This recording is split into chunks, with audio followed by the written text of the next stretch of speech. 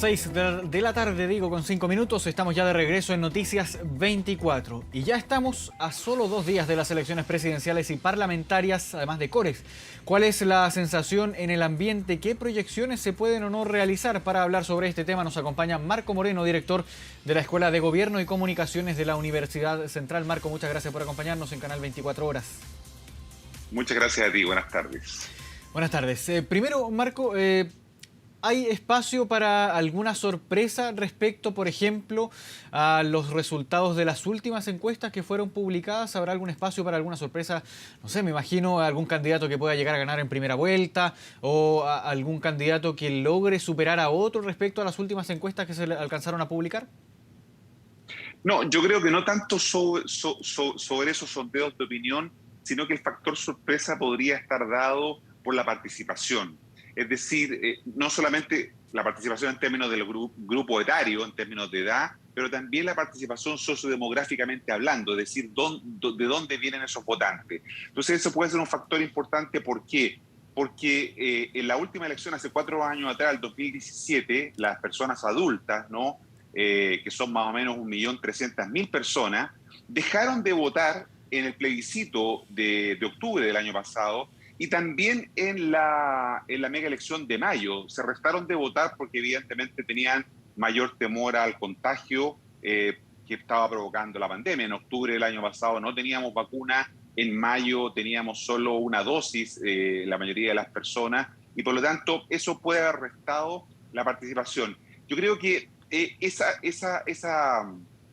que se hayan retirado no alcanzó a ser compensado por los jóvenes, porque es cierto que en el plebiscito entraron votantes jóvenes que por primera vez votaban o que no lo habían hecho antes o lo habían hecho de manera irregular. Pero esa entrada de los jóvenes no alcanzó a compensar la salida de los adultos. Si los adultos vuelven a entrar en la misma proporción que lo habían hecho hasta el año 2017, eso puede ser un elemento sorpresivo porque el perfil que puede tener ese elector, ¿no es cierto?, quizás es muy distinto al de los dos candidatos que aparecen hoy día mejor afectados. Y lo segundo, Marco, tiene que ver con el tema de un voto que no logra captar las encuestas, que algunos lo definen como el voto rural, ¿no?, de la ruralidad, o el voto, yo diría, de los centros, de los lugares no urbanos, ¿no? Incluso cerca de la región metropolitana, algunas zonas que no están muy expuestas, no son nunca consideradas para los efectos de los estudios de opinión. Lo mismo pasa hacia el norte o hacia el sur del país. Por lo tanto, ese votante no sabemos muy bien cómo podría, ¿no es cierto?, votar. La tendencia que tenemos en el pasado es que ha votado de una manera, pero evidentemente eso, sumado a lo que te decía, que el voto de los adultos podría ser un factor que hasta ahora las encuestas no han considerado, porque como te decía, esos votantes dejaron de hacerlo hace 4 años atrás, no volvieron a votar, pero lo habían hecho históricamente hacia atrás, por lo tanto pueden volver a votar el domingo. Y ahora podemos establecer, no alguna proyección numérica, pero sí al menos alguna estimación respecto a la cantidad de gente que pueda llegar a votar respecto a comicios anteriores, por ejemplo, para la elección de convencionales, el mismo plebiscito del año pasado, considerando todos estos factores y considerando también que la pandemia va, al menos en los números, va mucho más bajo respecto a la elección inmediatamente anterior. Sí, bueno, nosotros tenemos una tendencia hacia la abstención importante. O sea, en Chile la participación ha caído de manera muy importante en los últimos años, ¿no? Incluso cuando se instaló el voto voluntario el año 2012, lo estrenamos en la elección del 2013, eso no se revirtió, ¿no? Y por lo tanto teníamos una tendencia a la caída en la participación. El plebiscito de octubre del año pasado marcó un quiebre en esa tendencia, ¿no? Votó el 51,9%, cerca de 7,5 millones de personas, y estábamos muy contentos con eso, porque podría ser que eso cambiara la tendencia a la caída. Sin embargo, pocos meses después, en la mega elección de mayo, fueron a votar prácticamente 1 millón menos de los que habían votado en octubre, ¿no? Y por lo tanto, eso de alguna manera nos está expresando la situación que tiene que ver con dudas sobre el tema que podamos tener una participación mayor a la que hemos tenido históricamente. Claro, son tendencias que van ahí variando y también cambiando respecto al motivo del voto, porque tenemos por una parte el año pasado el plebiscito, que era respecto a elaborar o no, iniciar un proceso o no constituyente. Y ahora tenemos una elección donde hay varios candidatos presidenciales, algunos con más apoyo que otros. También hemos visto una variación respecto a la medición de cada uno de los abanderados en las encuestas. Vimos muchísimo movimiento. Muchos candidatos que escalaron en posiciones, otros que bajaron también. ¿Cómo podemos interpretar también este fenómeno? Bueno, yo creo que lo que estamos observando es un escenario de mucha incertidumbre y esto es así porque las tendencias, ¿no es cierto?, que antes conocíamos, que eran más o menos estables, se han ido moviendo, especialmente desde el estallido social, ¿no? Han ocurrido una serie de hechos que han modificado de alguna manera esa estabilidad a la que estábamos acostumbrados. Y las encuestas, los sondeos de opinión, que no son electorales, sino que son de climas de opinión, no están preparadas para poder comprender adecuadamente esos cambios. Las encuestas funcionan cuando las variables son estables, cuando existen algún nivel de certidumbre, pero hoy día pasa exactamente todo lo contrario. Desde el estallido social en adelante eso ha sido así, y por eso que las encuestas vienen fallando de manera sistemática, ¿no? No le apuntaron al plebiscito, fallaron para la mega elección de mayo, y por eso que a mí no me extrañaría, ¿no?, que este domingo también veamos una diferencia respecto en el resultado final, no veamos una diferencia respecto de lo que venían diciendo los estudios de opinión, que tienden a crear una imagen, ¿no es cierto?, de una realidad que probablemente por las razones que te decía antes sobre el voto del adulto, el voto rural, no logran ser captadas totalmente. Y por lo tanto, yo tiendo a desconfiar derechamente, ¿no es cierto?, de esos resultados que vinieron dando las encuestas, porque además recordémosle, y esto es importante que los televidentes lo entiendan, las encuestas que hacemos en Chile no son encuestas electorales, son encuestas de climas de opinión pública, que es distinta. La encuesta electoral tiene una metodología y permite calcular lo que se llama el votante probable, es decir, saber si la persona que responde la encuesta va a ir o no a votar, porque ese es el problema que tenemos hoy día. Yo te puedo responder una encuesta y decir que me gusta el candidato A o B o D, pero tú no sabes, el encuestador no sabe si yo voy a ir a votar el domingo, ¿no? Y ese es el problema que tenemos con las encuestas, que no están captando adecuadamente esto que se conoce técnicamente como el votante probable, no lo calculan bien, y eso lleva entonces a errores como los que tuvimos respecto a las predicciones de la mega elección de mayo, ¿no? Nadie esperaba el resultado que tuvimos en la elección de convencionales, ¿no? Y tuvimos muchas encuestas. La pregunta es qué fue lo que pasó. ¿Se equivocó la realidad o se equivocaron las encuestas? Esa es la gran pregunta que nos estamos haciendo hoy día. ¿Y podemos esperar un escenario similar en esta elección? Mi impresión es que sí, mi impresión es que vamos a tener un resultado sorpresivo. Creo que hay que mirar estos otros elementos que te señalaba, ¿no?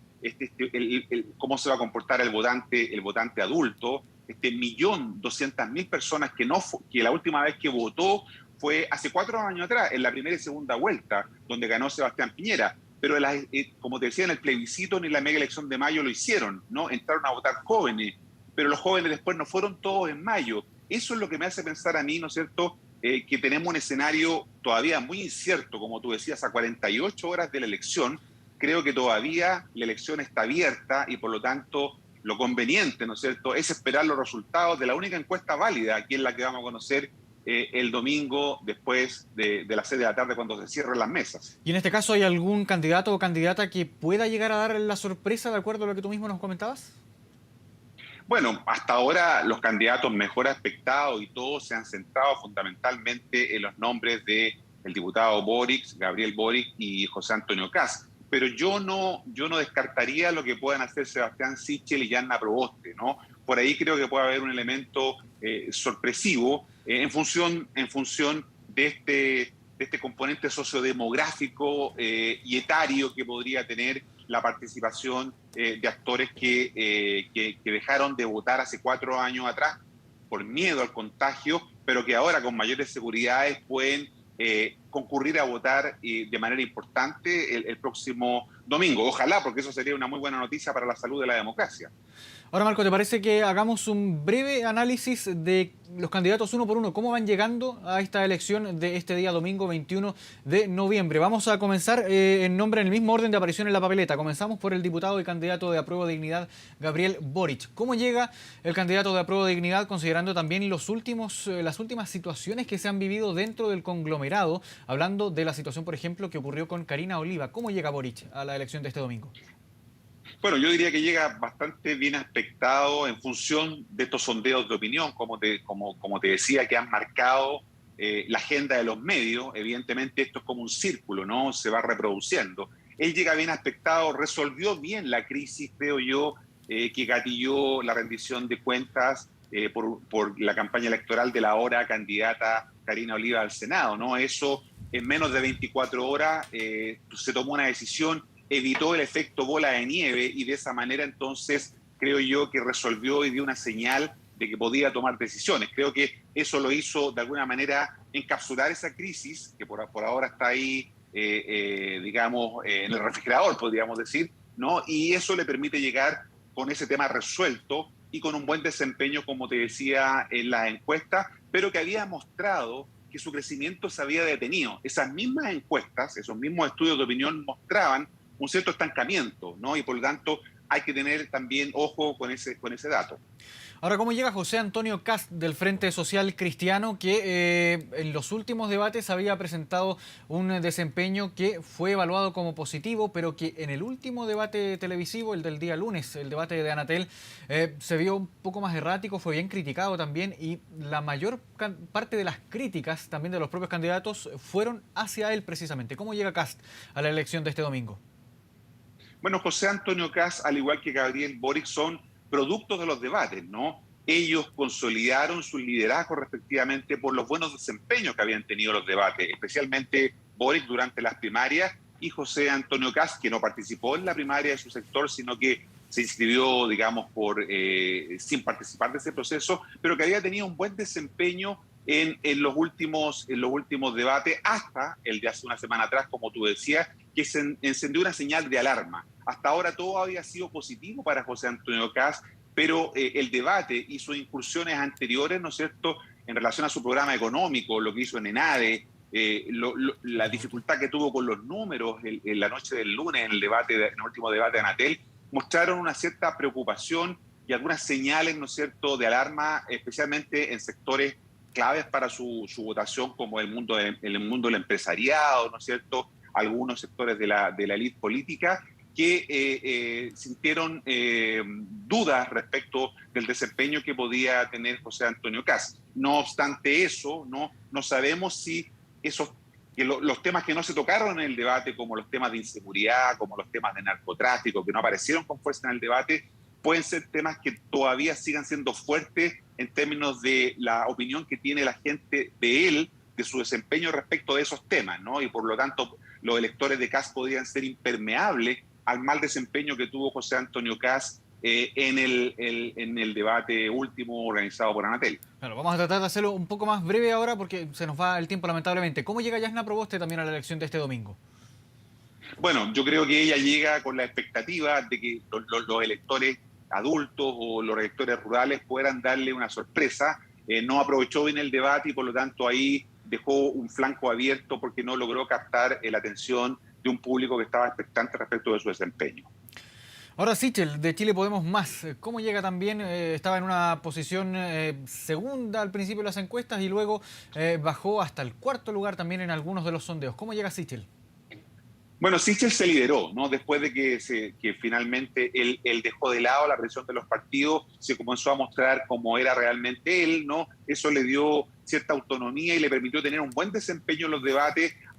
En la última semana ha logrado remontar y ha logrado evitar que sigan emigrando apoyos hacia la candidatura de José Antonio Kast, incluso después del debate, que algunos pudieran volver, ¿no es cierto?, detrás de su liderazgo. Ahora, Eduardo Artés, para muchos analistas considerado también como una candidatura testimonial. ¿Cómo llega Eduardo Artés a la elección de este domingo respecto a sus incursiones también anteriores? Bueno, yo creo que Artés es un candidato de nicho, ¿no? Va y dirige su discurso a un grupo objetivo, no tiene ni mayor crecimiento ni decrecimiento, sino que es un candidato que intenta plantear su punto de vista. A alguien le puede parecer eso muy trasnochado, pero probablemente va a tener una votación muy parecida a la que sacó hace 4 años atrás cuando compitió también en una elección presidencial. ¿Cómo llega Marco Enrique Sominami en esta ya nueva incursión presidencial que lo tiene otra vez en la papeleta de las elecciones presidenciales?